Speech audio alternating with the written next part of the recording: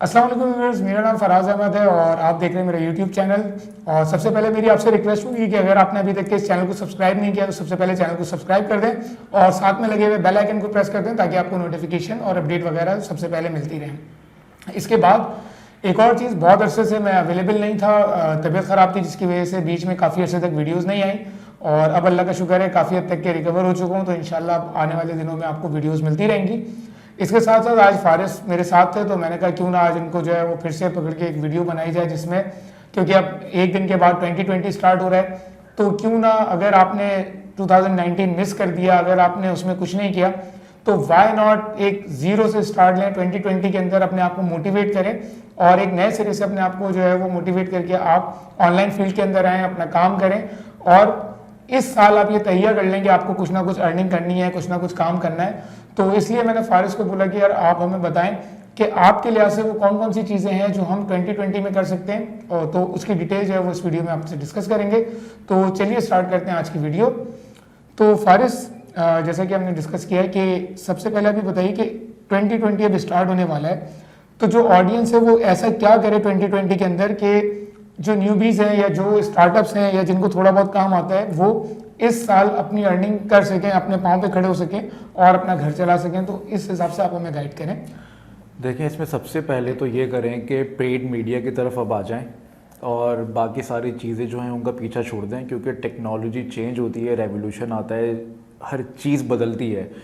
बाहर मुल्कों में अब एसईओ की बात नहीं होती। मैं ये नहीं कह रहा कि एसईओ डेड हो गई या एसईओ आप ना करें। मैं एक बात ये कह रहा हूँ कि मैं बहुत ज़्यादा ट्रैवलिंग करता हूँ, कॉन्फ्रेंसेस अटेंड करता हूँ, स्पीकिंग करता हूँ। आज तक मैंने किसी भी कॉन्फ्रेंस में ये नहीं सुना कि हम एसईओ करके ये एफिलिएट कर रहे हैं। हर कोई पेड मीडिया की बात कर रहा है जिसमें फेसबुक एड्स हैं, गूगल एड्स, गूगल पे मेनली सर्च हो गया, फेसबुक एड्स हो गए, पुश हो गया और नेटिव हो गया। अनफॉर्चुनेटली पाकिस्तान में लोगों को यही नहीं पता कि पुश एड्स क्या होते हैं और नेटिव एड्स क्या होते हैं। तो इसकी तरफ आप आएँ और इसके थ्रू आप कोई भी चीज़ प्रमोट कर सकते हैं, कोई भी बिज़नेस कर सकते हैं और ये स्किल है। अगर आप ये सीख लेते हैं, जैसे आज ही मेरे पास एक इनबॉक्स आया कि मेरे पास एक प्रॉपर गाइडलाइन नहीं है, मैं कहाँ से स्टार्ट करूँ। तो देखें, स्टार्ट आप ऐसे करें कि आप जितने भी डिजिटल मार्केटिंग के मीडियम्स हैं या चैनल्स हैं उनको स्टडी करें, उसमें से कुछ चीज़ें निकालें और उनको कोशिश करें कि आप पिक करें और उस पर से देखें आपका इंटरेस्ट किस चीज़ से बन रहा है। पेड मीडिया पे मेरा नहीं ख्याल कि किसी का इंटरेस्ट ना बने, क्योंकि वो चीज़ इतनी, एक तो उसमें एडिक्शन है और दूसरा जब वो रिज़ल्ट ओरिएंटेड होती है, आपके पास ROI आती है, आप काम करते हो, आपका बिजनेस जो है उससे इंक्रीज़ होता है, आपको बूस्ट मिलता है, तो आप पेड मीडिया फिर छोड़ते नहीं हो कि आप एसईओ की तरफ जा रहे हो और फिर 6-8 महीने इंतज़ार कर रहे हो, उस पर इन्वेस्टमेंट कर रहे हो। ऐसा नहीं है कि एसईओ इज़ डेड। मैं खुद एसईओ 15 साल करता रहा हूँ और इवन अभी भी जो मेरा मेन काम है वो चलता है एसईओ से ही है। लेकिन पेड मीडिया पे जाने के बहुत सारे फ़ायदे होते हैं, इस वजह से पेड मीडिया की तरफ भाई मूव हो जाएं। फेसबुक ऐड सीखें, गूगल सर्च सीखें, पुश देखें, नेटिव देखें और जो दूसरे चैनल्स हैं उसकी तरफ आ जाएं। अच्छा, तो आपने एक चीज़ जो बताई है वो बताई है कि फेसबुक एड्स या आप पेड मीडिया की बात करें। इसके अंदर आप मुझे एक चीज़ ये बताएं कि अगर कोई न्यू भी स्टार्ट करना चाह रहा है या आना चाह रहा है या थोड़ी बहुत इसको स्किल्स हैं, वो जो भी बंदा आना चाह रहा है उसको कितना एक्सपेंस चाहिए होगा। मतलब ये कि अगर वो सीखने जा रहा है उसको क्या खर्चा, क्या उसको एक मॉनेटरी हिसाब किताब रखना पड़ेगा कि वो जो है वो इसको सीख सके और इसके ऊपर काम कर सके। दूसरी चीज़ मेरा आपसे सवाल ये होगा कि इसके अंदर कितने दिनों के बाद रिटर्न ऑफ इन्वेस्टमेंट आएगा या कितने दिनों के बाद वो बंदा जो है वो कमाना शुरू कर सकता है, तो इसके बारे में आप कुछ बताएं। पहला सवाल तो ये कि उसको कितना टाइम लगेगा। देखें, इट डिपेंड्स, ये बहुत ब्रॉड क्वेश्चन है कि उसको कितना टाइम लगेगा, डिपेंड करता है उसकी गोल क्या है, उसने अपने नंबर्स दिमाग में क्या सेट किए हैं। अगर एक बंदे की सोच ही है कि मुझे $300 बनाना है, जो कि पाकिस्तानी रुपीस में अगर कन्वर्ट करें तो वो 48-50,000 रुपीज़ बनते हैं, वो कहता है कि मेरे इस पर घर चल जाएगा, तो वो तो उसके लिए तो फिर कुछ भी मसला नहीं है। हाँ, अगर किसी बंदे के नंबर्स ऐसे हैं जो प्रॉपर बिजनेस माइंड सेट के साथ चल रहा है कि 2019 में मेरे ये रेवेन्यूज थे तो 2020 में मुझे अपने रेवेन्यूज 5x या 10x करने हैं। देखिए, इस वीडियो में हम उन ऑडियंस को टारगेट करें जो कि स्टार्ट करना चाह रहे हैं, मतलब जो 2019 मिस कर चुके हैं और अब 2020 के अंदर कुछ करना चाह रहे हैं। तो मेरा ख्याल से हमारा जो फर्स्ट ऑब्जेक्टिव है वो ये है कि ऐसा बंदा जो अपना घर चलाने के लिए काम कर सके एज अ फ्रीलांसर या एज अ जॉब के हिसाब से भी, क्योंकि अगर कोई भी FB एड्स वगैरह कर लेता है तो वो जॉब भी अच्छी कर सकता है और उसके साथ साथ अपना काम भी कर सकता है। तो एक being a startup newbie, उसके हिसाब से अगर वो एक रेवेन्यू, अगेन वही चीज़ है कि जो 60,000 to 80,000 का एक रेवेन्यू हमारे यहाँ एक कंसिडर किया जाता है कि एक आप फैमिली रन कर सकते हो छोटी मोटी, तो उसके हिसाब से आप देखें उसके लिए कि आपके पास सबसे पहले कोई प्रोडक्ट होनी चाहिए या कोई सर्विस होनी चाहिए, या आप ई कॉमर्स कर रहे हैं तो अगर आपके पास कोई चीज़ है ही नहीं तो उसके बगैर आप कर नहीं सकते। जहाँ तक बात है सीखने की, तो सीखने के लिए तो देखें ये चीज़ एक्सपीरियंस की बेस पे आती है। इसमें ये नहीं हो सकता कि अगर आप आज आपके पास $10,000 है आप लगा के सीख लो। आप स्पेंडिंग करते हो, एक्सपेरिमेंट करते हो, वहाँ से सीखते हो कि भाई CTR कैसे अच्छा लेना है, ऐड कॉपीज कौन सी अच्छी चलती हैं, किस नीश पे, किस प्रोडक्ट पे या किस चीज़ पे कौन सी ऐड कॉपी हमें चलानी है, पिक्चर यूज़ करनी है, वीडियो यूज़ करनी है, या ऑब्जेक्टिव कैसे लेना है। देखिए मेरे पास बहुत सारे लोग आते हैं, मैं उनको कहता हूँ कि जिस दिन आपने ये सीख लिया कि कोई भी क्लाइंट आपके पास आता है या कोई प्रोडक्ट है, कोई सर्विस है, जिस दिन आपने ये सीख लिया कि इसके पीछे ऑब्जेक्टिव क्या होगा मेरा PPC में, आपने PPC सीख ली कि अगर मैं ट्रेनर हूँ तो मेरा ऑब्जेक्टिव लीड होगा, परचेज नहीं होगा। अगर मैं ई कॉमर्स कर रहा हूँ तो मेरा ऑब्जेक्टिव परचेज होगा, लीड नहीं होगा। या मुझे ब्रांड अवेयरनेस करनी है तो मेरा ऑब्जेक्टिव क्या होगा, या मुझे सेल्स चाहिए, साइन अप चाहिए, ऐप इंस्टॉल चाहिए, हर चीज़ का ऑब्जेक्टिव अलग होता है। तो वो आप अपने पास कम से कम $500 से $1,000 रखें, कोई एक चीज़ पकड़ें और उस पर आप एक्सपेरिमेंट करें। फॉर एग्जाम्पल मेरे पास आज ही एक बंदा आया कि मेरा कुछ बिजनेस है कपड़ों का, मैं उस पर फेसबुक एड्स पे क्या करूँ। तो मैंने उसको यही रेकमेंड किया कि भाई आप एक पोस्ट डालो, उसको बूस्ट करके देखो, $50-100 लगाओ, पहले दिन कभी भी नहीं देखो, उसको स्पेंड होने दो, $50 $100 उसको स्पेंड होने दो और फिर देखो क्या निकला। फिर वेबसाइट बनाओ, फिर परचेज पिक्सल पे कैंपेन चलाओ और $50-100 उस पर लगा के देखो। तो खुद आइडेंटिफाई करो कि तुम्हारे लिए क्या चीज़ वर्क कर रही है। तुम्हारे डेमोग्राफिक्स अलग हैं, प्रोडक्ट डेमोग्राफिक्स अंडरस्टैंड करना बहुत मुश्किल होता है। तुम्हारी चीज़ें तुम बेहतर जानते हो, तुम्हारा पेज है, तुम्हारी प्रोडक्ट है, तुम उस पर एक्सपेरिमेंट करो, जो चीज़ तुम्हारे लिए चल रही है उसको स्केल करो। ठीक है, और कौन कौन सी ऐसी चीज़ें हैं जो एक न्यूबी या एक स्टार्टअप जो है वो 2020 के अंदर स्टार्ट कर सकता है और उसको स्केल कर सकता है विद इन दैट ईयर? देखें हमने पेड मीडिया की बात कर ली। दूसरी चीज़ इसमें ये हो सकती है कि जो SaaS प्रोडक्ट होती हैं आप वो स्टार्ट करें, और इसका ही स्कोप है, यही चीज़ें चलती हैं। अब इसमें से कुछ हम एग्जांपल लेते हैं। थोड़ा सा टाइम पहले पुश आया था, पुश नोटिफिकेशन होती हैं, पुश सब्सक्राइबर आपके होते हैं। इसमें बहुत सारे सर्विस हम यूज़ करते हैं, कोई पुश ऑल है वो हम शॉपिफाई के लिए यूज़ करते हैं, कोई push.com अलग है, पुश सब्सक्राइबर अलग है, बहुत सारी चीज़ें आप इस तरह की एक सर्विस बना सकते हैं पुश की। इसके अलावा आप जो है कोई भी मतलब रिकरिंग बेस्ड प्रोडक्ट बनाएं। एक बहुत बड़ी यहाँ पे कंपनी है, वहाँ पे मैं गया था बहुत टाइम पहले, उनसे मेरी मुलाकात हुई उनके फाउंडर से। उन्होंने कहा कि हम सिर्फ वो सर्विस पे काम करते हैं जो रिकरिंग हो, वन टाइम वाली प्रोडक्ट हमें समझ में नहीं आती। और ये मेरा भी अपना एक्सपीरियंस है। मैंने आज से कोई 10 साल पहले एक पिंटरेस्ट का बॉट लॉन्च किया था, उसके बाद मैंने ट्विटर का बॉट लॉन्च किया था, फिर मैंने यूट्यूब का बॉट लॉन्च किया था। मैंने तीनों बॉट्स लॉन्च किए और मैंने उनकी बहुत ज़्यादा अच्छी सेल की, लेकिन उस वक्त मेरी अंडरस्टैंडिंग इतनी ज़्यादा नहीं थी। तो मुझे आइडिया ये हुआ कि ये मैंने गलती की। मुझे भले उसकी $5 पर मंथ की सब्सक्रिप्शन रखनी चाहिए थी, लेकिन मुझे उसकी सब्सक्रिप्शन देनी चाहिए थी। मैंने क्या किया, वो वन टाइम थी, वन टाइम मैंने सेल तो कर दिया, लेकिन उसके बाद क्या हुआ कि आपने जितनी सेल करनी थी कर लिया। उसके बाद अब भाई सिक्योरिटी लेयर अपडेट होती है, यूट्यूब ने फर्स्ट करो कैप्चा लगा दिया, तो कोड एडिटिंग तो पूरी होगी, पूरा बॉट खुलेगा, पूरा चेंज होगा, तब तो डाउन टाइम आ रहा है, हज़ारों कस्टमर आपके पीछे पड़ गए कि बॉट नहीं चल रहा। तो आप सब्सक्रिप्शन मॉडल पे जाएँ, SaaS बेस्ड प्रोडक्ट कोई भी आप स्टार्ट कर सकते हैं। बहुत सारे आइडियाज़ आपके आसपास हैं, SEO सर्विसेज हैं, उसको आप जो है पर मंथ की तरफ ले जाएँ, कोई प्रोडक्ट बना लें। तो इस तरह की बहुत सारी चीज़ें बन सकती है। चैट बॉट्स आजकल बहुत ज़्यादा हॉट है, ऑल्दो ये इतना ओल्ड नहीं हुआ है, अभी 2 साल हुए होंगे, 1 साल हुआ होगा, 3 साल हुए होंगे, लेकिन पाकिस्तानी मार्केट में तो खैर ये अभी भी नहीं पता लोगों को। आप टाई लोपेस के पेज पे जाएं, ग्रैंड कार्डन के पेज पे जाएं, आप इनके देखें इनके फनल्स कैसे बने हुए हैं। केविन डेविड के पेज पे आप जाके मैसेज करें, वो देखें आप वो कन्वेंस किस तरह करेगा। न्यू ईयर आएगा वो आपको एक मैसेज भेज देगा, क्रिसमस आएगा तो क्रिसमस के हिसाब से आपको एक मैसेज भेज देगा। और वो प्री डिफाइंड मैसेजेस होते हैं, लेकिन वो फनल ऐसे बने हुए होते हैं कि यूज़र उससे अनॉय नहीं होता है, वो अनसब्सक्राइब नहीं करते। चैट बॉट है, ये एक बहुत अच्छा बिजनेस है। आप चैट बॉट की कोई सर्विस बना लें, जैसे कि अभी बहुत ज़्यादा पॉपुलर चैट बॉट कौन से हैं, एक इनबॉक्सर है और एक सबसे बड़ी चैट बॉट की सर्विस है ManyChat.com, जो दुनिया का हर बड़ा मार्केटियर यूज़ करता है। ManyChat थोड़ा सा एक्सपेंसिव है, उसकी फ़ीचर्स बहुत अच्छी हैं। आप देखें इसका तरीका क्या होता है कि आप हमेशा अपने कॉम्पिटिटर को पकड़ के छापते हो, लेकिन उससे बेहतर करके छापते हो। ठीक है, अगर उस जैसा नहीं कर सकते उससे बेहतर कर लो, उससे बेहतर नहीं कर सकते तो कम से कम उतना करो जितना वो कर रहा है, और प्राइस थोड़ी सी कम कर दो। तो ये आपके पास बहुत सारे आइडियाज़ हैं, आगे पीछे देखें, एक टीम बनाएं या खुद स्किल सीखें, उस पर काम करें। रिसेंटली मैं अपने एक 15 साल पुराने दोस्त से मिला, उसकी एक बहुत बड़ी वेबसाइट होती थी parkheaven.com। तो मैंने उससे पूछा आजकल क्या कर रहे हो, उसने बोला कि मैं मोबाइल ऐप्स पे काम कर रहा हूँ। तो मैंने कहा मोबाइल ऐप पे तुम्हारा क्या रेवेन्यू है, क्या तुम्हारे नंबर्स हैं, एक्टिव यूज़र कितने हैं। उसने मुझे कहा कि भाई मैं मोबाइल ऐप्स बनाता हूँ छोटी छोटी बहुत सारी, और वो कोई डेवलपर नहीं है, उसको ऐप्स बनानी नहीं आती। वो क्या करता है, कुछ ऑनलाइन टूल होते हैं उसकी मदद से वो ऐप बना रहा है। जैसे एक एग्जांपल देता हूँ, QR कोड की उसने एक ऐप बनाई।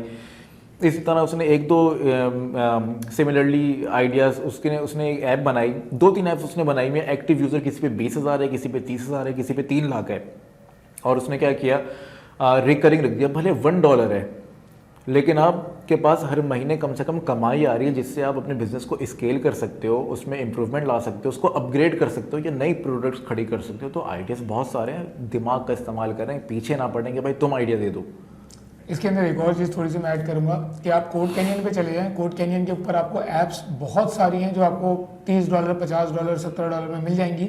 आप उनको ले करके उनको मॉडिफाई करके आप जो वो प्ले स्टोर पर अपलोड कर सकते हैं। इसके साथ साथ जिस तरह फारिस ने बात की प्रोडक्ट्स की, तो प्रोडक्ट के लिए जो है वो ज़रूरी नहीं है, क्योंकि हमने जो है वो ऑलमोस्ट पाकिस्तानी 3 करोड़ इन्वेस्ट किए थे रैंक ड्राइव के अंदर, और वो प्रोजेक्ट हमारा बुरी तरह से फ्लॉप एक तरीके से हुआ था। लेकिन इसके अलावा हमने बहुत सारी प्रोडक्ट्स बनाई जो कि बहुत कम कॉस्ट में बनी और वो हमें फ़ायदा देती रही हैं। तो आप जो है वो आप यूबॉट यूज़ करके बहुत सारी प्रोडक्ट्स बना सकते हैं। इवन मैं भी चेक कर रहा था कोड कैनियन के ऊपर, यूबॉट के बने हुए जो बॉट्स हैं वो $500, $800, $300 इस रेंज के अंदर बिक रहे हैं। और वो बॉट अगर आपको डेवलपमेंट आती है तो आप 3 दिन से 4 दिन या 5 दिन मैक्सिमम एक हफ्ता लगा करके उस तरह के बॉट्स आप बना सकते हैं। तो ये जो फारिस ने आइडिया दिया है ये बहुत ज़बरदस्त आइडिया है और इसके ऊपर ऑलरेडी हम लोग पहले काम कर चुके हैं। इवन अभी भी हम लोग प्रोडक्ट्स अपनी रन कर रहे हैं, तो काफ़ी ज़बरदस्त आइडिया। और फारिस इसके अलावा मैं कल एक कॉन्फ्रेंस में स्पीकिंग के लिए गया तो वहाँ पे मुझे एक बंदा मिला। उसने कहा कि मुझे जो भी उसका आइडिया था कि मुझे इस आइडिया पे काम करना है और मेरे पास तो मैंने कहा इसको ऐसे ऐसे करो। उसने कहा इस पर तो इन्वेस्ट करना पड़ेगा। तो भाई रूल नंबर 1, ये वो ज़माना नहीं रहा, ये ऑनलाइन बिजनेस का वर्ड इसमें आ रहा है। बिजनेस क्या होता है, आप उस पर इन्वेस्ट करते हो। आप जब तक इन्वेस्ट नहीं करोगे आप बिजनेस नहीं खड़ा कर सकते। ये बिजनेस है, ये कुछ ये नहीं है कि फ्री में कमा लिया और उसी को लगा दिया। अगर आपके पास ₹1 जेब में नहीं है तो जाके पहले आप पैसे कमाओ, जॉब करो, कोई स्किल सीखो, फ्रीलांसिंग करो, पैसे जमा करो, फिर इस काम में आओ, क्योंकि ये बिजनेस है। लगाओगे तो ही आपकी चीज़ बनेगी। दूसरी चीज़ भाई, प्रोडक्ट को लेके कभी भी इमोशनल नहीं होते हैं कि ये चीज़ मैंने बना लिया मुझे इसी को चलाना है। अब हो सकता है वो भाई सबसे बड़ा दुनिया का फेलियर हो, नहीं चलने वाला हो, या ये भी हो सकता है जैसे फ्लैपी बर्ड आया था, फिजेट स्पिनर था, ये आके किस तरह वायरल हो गए। तो इमोशनल नहीं होते हैं प्रोडक्ट के साथ। और अगर कोई बंदा सिर्फ सक्सेस की तरफ जा रहा है और कभी उसने फेलियर देखा ही नहीं है तो वो बिज़नेस नहीं है।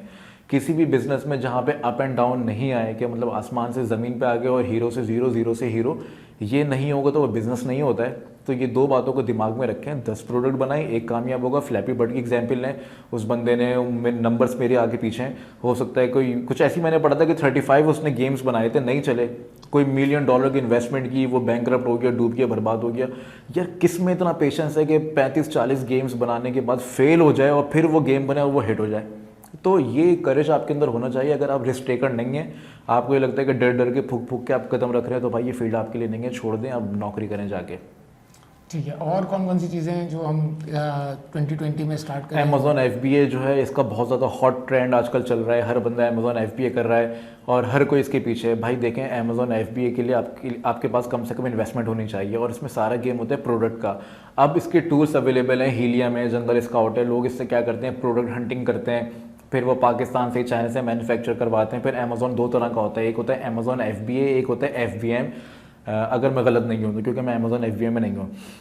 अमेज़ॉन FBA में क्या होता है कि जो वेयर हाउस होता है वो अमेज़ॉन का होता है और जो FBM होता है उसमें वेयर हाउस आपका होता है और आप यहाँ से शिप कर रहे होते हो, ठीक है।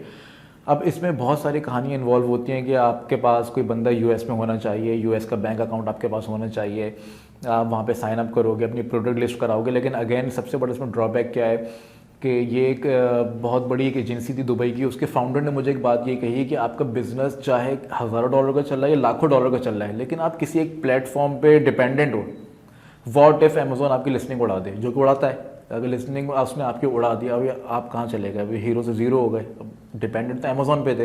तो ये बहुत सारी चीज़ें होती हैं, फिर इन्वेस्टमेंट इसमें लगती है। लेकिन इसका हॉट ट्रेंड है, कुछ लोग बहुत अच्छे नंबर्स निकाल रहे हैं, कुछ लोग बिल्कुल डूब रहे हैं। तो प्रोडक्ट सिलेक्शन असल चीज़ है। मेरे एक दोस्त था, उसने मेरी आंखों के सामने $4 लाख उसने निकाला था बिल्कुल मेरे सामने सामने की बात है। $4 लाख उसने निकाला, उससे वो न्यूयॉर्क चला गया, वहाँ पे जाके सेटल्ड हो गया, वहाँ पे अब सारे काम कर रहा है। उसने क्या किया, उसने मुझे टिप दी। उसने कहा कि भाई सबसे अच्छी प्रोडक्ट है अमेजोन FBA के लिए आईफोन कवर। आईफोन कवर आप निकालो और उसको फ़ौरन सेल करो। उसमें सस्ती चीज़ होती है, ज़्यादा क्वांटिटी आ जाती है, उसमें भी कोई डिज़ाइन चल रहा है, कोई डिज़ाइन नहीं चल रहा, लेकिन उसमें आपको लॉस नहीं होता कि अगर एक चीज़ आप 20,000 रुपये की या 2,000 रुपये की बनवा रहे हो तो 50 पीस अगर तुम मैन्युफैक्चर कर रहे हो 2,000 रुपये के हिसाब से, तो वो कॉस्ट पड़ गई ₹1,00,000। और वही चीज़ अगर 200 रुपये की है तो उस पर कितने पीसेस आपके पास आ जाएंगे। तो एक अमेजोन FBA हो गया, इसको आप फोकस कर सकते हैं। लेकिन इसके लिए ये है कि भाई प्रॉपर अपना होमवर्क करें, प्रॉपर प्लानिंग करें, लोगों से नेटवर्किंग करें, आइडियाज़ लें, पूछे ये काम कैसे होता है। मेरे पास मत आइएगा, मैंने ये काम नहीं किया है अमेजोन FBA का, मेरे कुछ दोस्त कर रहे हैं तो मुझे पता होता है कि क्या क्या क्या चीज़ें चल रही हैं। अच्छा, इसमें अगर आपको ये पता हो कि एवरेज क्या इन्वेस्टमेंट दरकार होती है? देखें, एक रिसेंटली बहुत बड़ा ग्रुप चल रहा है, उसमें मुझे किसी ने शायद ये बताया था कि कोई 18 से 20 लाख रुपए चाहिए।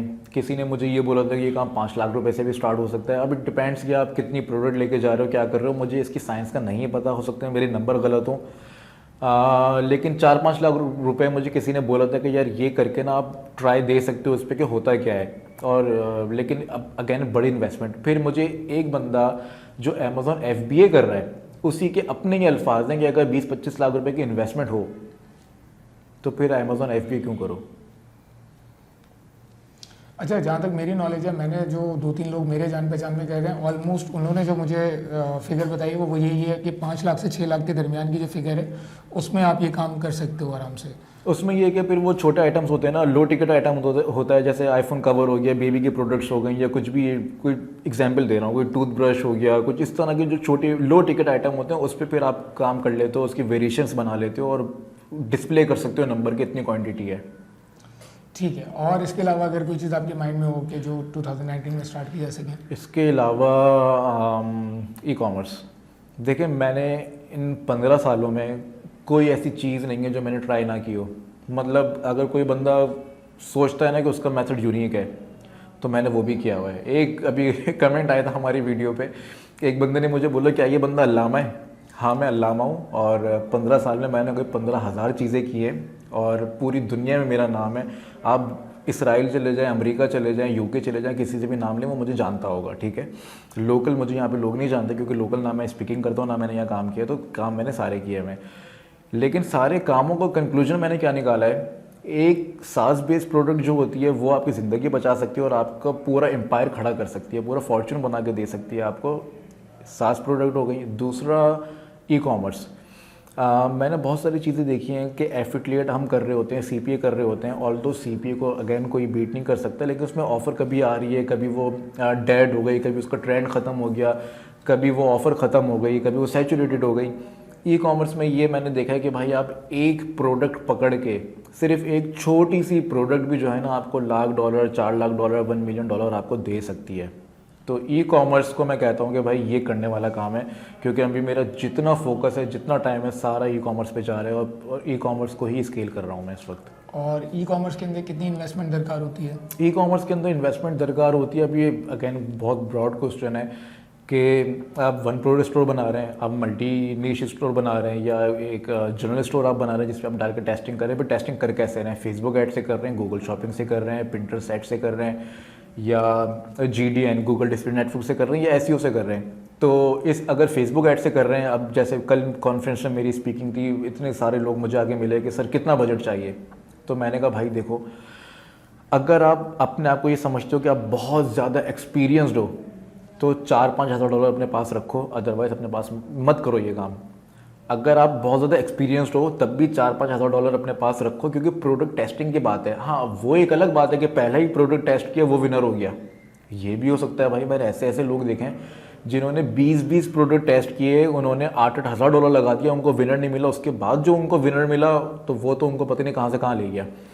दूसरी चीज़ ये कि अगर आप SEO की तरफ जा रहे हैं तो आप कम से कम $1,000 का बजट तो अपने पास रखें, स्टार्ट तो करके देखें। और हमेशा शुरू में जनरल स्टोर बनाए, वन प्रोडक्ट स्टोर ना बनाए। वन प्रोडक्ट स्टोर आपके लिए नहीं है, वो उनके लिए होता है जो बहुत ही ज़्यादा हाईली कोई एक्सपीरियंस लोग होते हैं, जिनको पता होता है कि ये प्रोडक्ट चल रहा है, वो टेस्टिंग जनरल स्टोर पे कर चुके होते हैं। उसके बाद वो अपनी वाइड लेबलिंग करते हैं, उसके बाद वो सिंगल वन प्रोडक्ट स्टोर की तरफ आते हैं। तो ई कॉमर्स ठीक है, तो वीडियो आई होप व्यूअर्स आपको ये वीडियो आज की पसंद आई होगी। और आज फारिस ने हमें काफ़ी सारी चीज़ें बताई जो कि आप 2020 में स्टार्ट कर सकते हैं। अगर आपके पास थोड़ी बहुत इन्वेस्टमेंट है तो आप इन सारे कामों को कर सकते हैं। इस पर मेरा अपना इनपुट ये होगा कि जो चीज़ें हम लोगों ने की हैं फारिस में और मैंने हम लोगों ने यहाँ पे, तो आप कोई भी काम करते हैं जब आप उसमें प्लेटफॉर्म डिपेंडेंट होते हैं, जैसा फारिस ने बताया, वो आपके लिए बड़ी खतरनाक चीज़ होती है। लाइक हमने फाइवर किया और हमने फाइवर 50 दफ़ा किया और 50 अकाउंट्स बना के किए हैं, अलग अलग दफ़ा काम किया। फाइवर की कोई भी पॉलिसी आती है, लाइक अभी रिसेंट जो पॉलिसी आई है, उन्होंने पीबीएन के जितने गिग्स थे वो सारे उड़ा दिए। अब कोई बंदा अगर फाइवर पे पीबीएन बना के बेच रहा था तो उसका सारा बिजनेस खत्म हो चुका है, वो अब जीरो पे आ चुका है और उसका काम खत्म हो गया। तो ये जितने प्लेटफॉर्म्स होते हैं इनकी पॉलिसीज चेंज होती हैं। कल को यूट्यूब की कोई पॉलिसी है वो चैनल उड़ा सकता है, तो जो लोग यूट्यूब के जरिए से कमा रहे हैं उनकी अर्निंग जीरो हो सकती है। तो प्लेटफॉर्म डिपेंडेंसी बड़ी खतरनाक चीज़ होती है और जब भी आप कोई भी काम करने जा रहे हो तो थोड़ा सा इस चीज़ का ख्याल रखें कि आप प्लेटफॉर्म डिपेंडेंट ना हो रहे हो। जिस तरह बताया फारिस ने कि आप सास बेस्ड प्रोडक्ट लेकर के आए, सास बेस्ड प्रोडक्ट में हम लोगों ने काफ़ी अर्से से काम किया और ऑलमोस्ट 4-5 साल से हम सास बेस्ड प्रोडक्ट्स अभी चला रहे हैं इसे। तो इसके अंदर जो है वो, क्योंकि आपकी प्रोडक्ट है, आप अपनी सेल्स के ऊपर, अपनी स्किल्स के ऊपर डिपेंड कर रहे हैं, अपनी जो कस्टमर सपोर्ट है इसके ऊपर डिपेंड कर रहे हैं। अगर आपकी कस्टमर सपोर्ट अच्छी है, अगर आपकी सेल्स अच्छी है, तो आप जो है वो सास बेस्ड प्रोडक्ट बहुत लॉन्ग अरसे तक के चला सकते हैं।